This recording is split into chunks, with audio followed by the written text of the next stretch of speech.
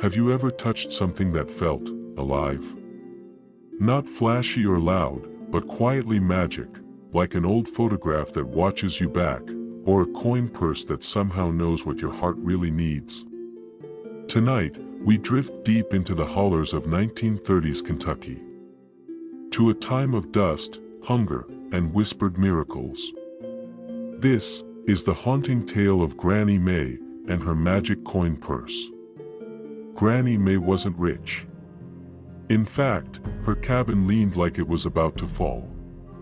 Her garden had more rocks than flowers. And her only companion, one-eyed cat named Jubal. But Granny had something no money could buy, a soft heart, and one golden rule: never turn away a hungry soul. Neighbors called her crazy. They said, "May, kindness don't put soup on the stove." They'd grumble, but she'd just smile and say, "Kindness is its own supper." One Wednesday night, the wind howled very violently. It feels like the earth was shaking, and then, she heard a loud knock echoing through her doors. When she opened the door, there stood a traveler. Skin pale as paper. Eyes sunken and hollow.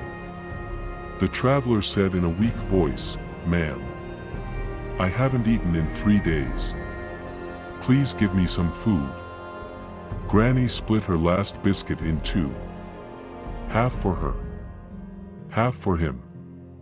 As he turned to leave, he slipped something into her hand, a small, cracked leather coin purse. "Old, and oddly warm. For your kindness, ma'am. It'll always give you enough. But ask for too much, and it'll go emptier than a banker's promise." Then, he vanished. No footprints. No goodbye. Just silence. The next morning, Granny May needed flour for baking. She peeked into the pouch and $1 silver was there. At the store, surprisingly, flour cost exactly that much. Later, she needed thread. 3 pennies appeared. Again, just enough.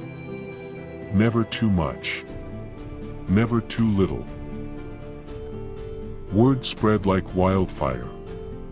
Granny May's got a magic purse, folks whispered. A witch's wallet. No, an angel's gift. But Granny? She just smiled and went on with her life. Simple. Honest. And contented.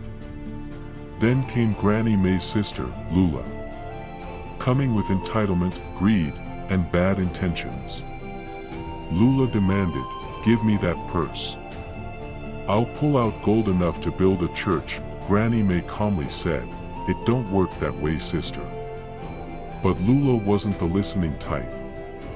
She grabbed the pouch, shook it, screamed at it.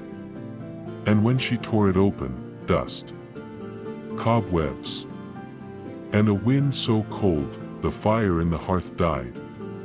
She ran away, screaming. Granny May just rocked in her chair with Jubal, her cat, watching like he knew what it was all about. Granny May said, softly, "I told you. It knows." That night, lightning cracked the sky. An old oak split in two. And some even say, something whispered through the storm.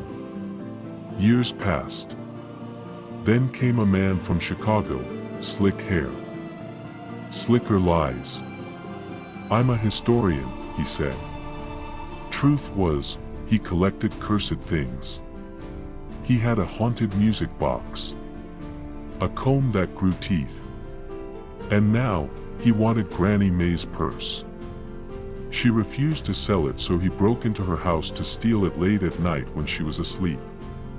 But the second he touched it, the shadows bent. The wind whispered.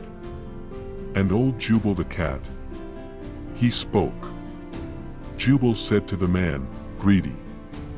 The man screamed, ran, vanished from Kentucky forever. One summer, a boy named Tommy wandered up the hill. hungry, thin, eyes full of dreams.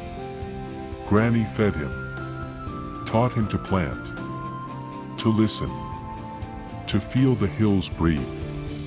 One day, she showed him the purse. Granny May said to him, "This gives just what's needed. Never more. Never less. Respect that, and it'll never fail you."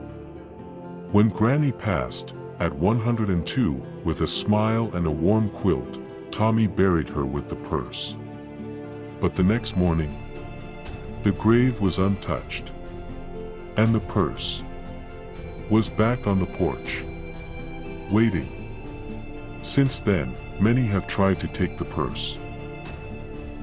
A preacher wanted to fund a chapel. He opened it and found maggots. A banker's wife asked for diamonds. She got broken glass.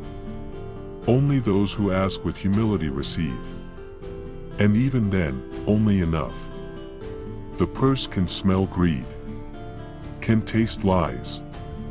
And once it's empty, it never speaks again. Now, the cabin is in ruins.